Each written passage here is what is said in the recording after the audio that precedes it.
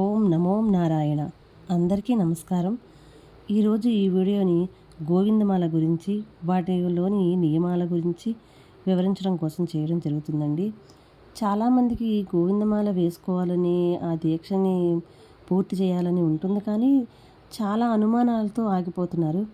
ఇవాళ ఆ నియమాల గురించి, వాటిలో ఉండే అనుమానాల గురించి నివృత్తి చేయడం కోసమే ఈ వీడియోని చివరి వరకు చూడండి. మీకుండే అనుమానాలన్నీ తీరుతాయి.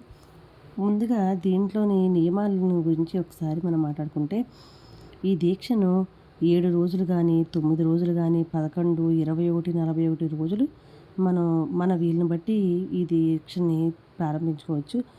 వీలుని బట్టి అని ఎందుకన్నామంటే, ఇప్పుడు ఆడవాళ్ళకి అన్ని రోజులంటే కుదరదు కదండీ. కొంతమంది ఏంటంటే అడ్డం వస్తుంది కాబట్టి, ఈ అడ్డం లేని వాళ్ళు, లేదంటే పురుషులు దీన్ని నిర్మొహమాటంగా 41 రోజులు ఈ మాలను సేకరించవచ్చు. ఈ గోవిందమాలకి స్త్రీ పురుష భేదం అంటూ ఏమి లేదండి. చిన్న పెద్ద, స్త్రీ పురుష అందరూ కూడా తీసుకోవచ్చు. వారి వారి ఓపికను బట్టి మీకు ముందుగా తెలియజేసిన రోజుల్లో ఏ రోజైనా మీరు ఈ దీక్షని తీసుకోవచ్చు. ఈ దీక్ష యొక్క ముఖ్యమైన నియమాల గురించి ముందుగా తెలుసుకుందామండి. ఈ దీక్ష తీసుకున్న వాళ్ళు ఖచ్చితంగా పసుపు రంగు వస్త్రాలను మాత్రమే ధరించాలి. ఏ విధంగా అంటే, మనం అయ్యప్ప స్వామి దీక్షను తీసుకున్న వాళ్ళు ఏ రకంగా అయితే నల్లని వస్త్రాలతో కనిపిస్తారో, అలాగే మనకి గోవిందమాలకి పసుపు రంగు అనమాట. పసుపు రంగు వస్త్రాలను మాత్రమే ధరించాలి. ప్రతిరోజు ఉదయాన్నే ప్రాతకాలంలో ప్రతిరోజు తలస్నానం చేసి దీపారాధన చేసుకోవాలి. ఉదయము సాయంత్రము స్వామివారి అష్టోత్తరం చదువుకోవాలి. పాదరక్షలు వాడకూడదు. మాంసము మద్యానికి దూరంగా ఉండాలి. అబద్ధాలు చెప్పకూడదు. నిత్యం ఆ స్వామివారి నామస్మరణలోనే ఉండాలి. వీలైతే నేల మీద కూర్చోవడానికి ప్రయత్నించండి. ఉల్లిపాయ, వెల్లుల్లిపాయ తినకూడదు. ఇది నిషిద్ధ ఆహారం. తిరునామం తప్పకుండా ధరించాలి ప్రతిరోజు కూడా. స్వామివారు అలంకార ప్రియులు. మిగిలిన కొన్ని దీక్షలకి మన గోవిందమాలకి ఉన్న చిన్న డిఫరెన్స్ ఏంటంటే, మాలలో కొన్ని నేను విన్నంత వరకు మాలలో వస్త్రాలని సర్ఫ్తో వాటితో క్లీన్గా ఉతుక్కోకూడదు. జస్ట్ తడిపి ఆరబెట్టుకోవాలి. తర్వాత సబ్బుతో రుద్దుకోకూడదు. ఇలా చెప్పారు. బట్ మన గోవిందమాలలోకి వచ్చేసరికి స్వామివారు అలంకార ప్రియులు ఆయన. కాబట్టి ఆయనకి ఎప్పుడు కూడా వీలైనంత వరకు శుద్ధిగా చాలా అలంకరించుకొని ఆ స్వామివారిని పూజించుకోవాలి. అన్నింటికంటే కూడా ముఖ్యమైన విషయం ఏంటంటే, ఈ దీక్షలో ఉన్నంత కాలము కూడా వీలైనంత వరకు భక్తి శ్రద్ధలతో చేయాలి. ఏ పని చేసినా స్వామివారి నైవేద్యం విషయంలో చాలామందికి చాలా అనుమానాలు ఉంటాయండి. స్వామివారికి ఏం పెట్టచ్చు, ఏం పెట్టకూడదని. ప్రత్యేకంగా ఇది వండాలి, ఇది పెట్టాలి అని కాదండి. అది మీ ఓపిక. మీ ఓపిక ఉన్న వాళ్ళు ఏదైనా ఉండొచ్చు. ఓపిక లేక వాళ్ళు ఒక పండు కానీ, ఫలం కానీ, పత్రమైన, పువ్వైనా ఏదైనా సరే స్వామివారి మీద విశ్వాసంతో, నమ్మకంతో, భక్తితో అర్పించాలి. అది మాత్రమే ముఖ్యం.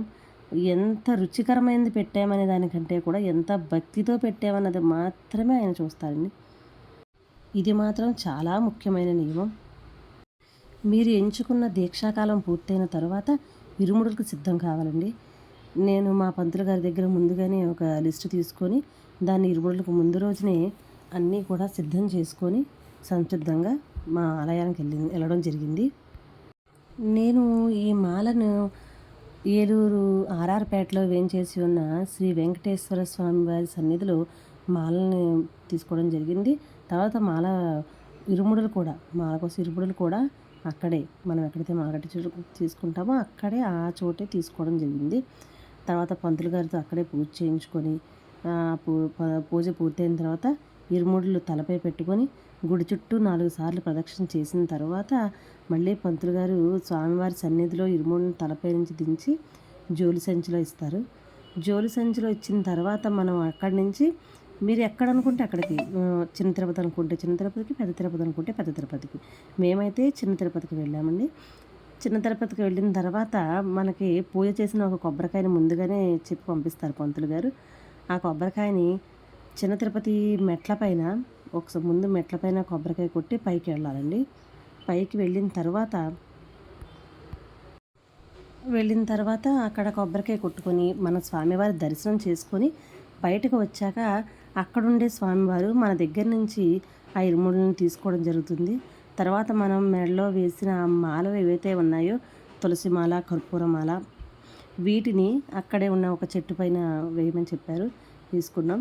తరువాత ఈ దీక్ష ఎప్పుడు పూర్తవుతుందంటే మళ్ళీ మనం తిరిగి మనం పీఠం ఎక్కడైతే పెట్టుకున్నామో ఆ పీఠం దగ్గరికి వచ్చిన తరువాత మనం అక్కడ అమ్మవారికి, ఆ స్వామివారికి కొంత పరమాన్నం ఏదైనా వండి పెట్టి నైవేద్యం పెట్టి దీపారాధన చేసి హారతిచ్చి ఆ పీఠం కదుపుకున్న తరువాత ఈ సంపూర్ణంగా ఈ దీక్ష అనేది పూర్తవుతుందండి. కాబట్టి వీలైనంత తొందరగా ఎవరైనా, ఎందుకంటే ఈ కార్తీక మాసంలో మరి ముఖ్యంగా ఈ కార్తీక మాసం శ్రీమన్నారాయణకి చాలా ఇష్టమైన మాసం కాబట్టి ఈ కార్తీక మాసంలోనే ఈ దీక్ష ప్రారంభించడానికి ప్రయత్నం చేయండి. అందరూ కూడా ఈ దీక్ష ధారణ తీసుకొని నిర్విఘ్నంగా మీ దీక్షను పూర్తి చేయాలని కోరుకుంటున్నాం. ఈ దీక్షకు సంబంధించి మీకు మరేదైనా అనుమానాలు ఉంటే కామెంట్ రూపంలో తెలియజేయండి, సమాధానం చెప్తాం. ఓం నమో నారాయణ. వాసుదేవ వాసుదేవ వాసుదేవ.